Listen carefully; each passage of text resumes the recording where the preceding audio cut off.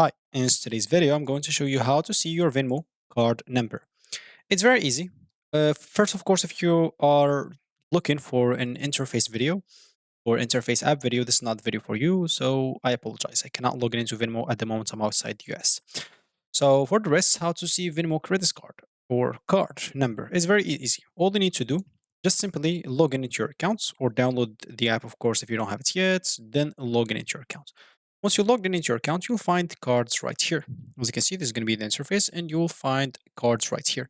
If you click on it, you will find the list of cards that you have. If you have multiple cards linked into your Venmo, you'll find them there. If you have your virtual card, your physical card that you requested from Venmo, you'll find everything there. Just locate the card that you want specifically and click on it, and you'll find all the details of it. So, as an example, let's just see some snips of this video. Well, he has like a wrong app icon here, but it's fine. Let's just see. So as you can see, once we click on cards, we'll find all the card that we want. We can simply just choose the card.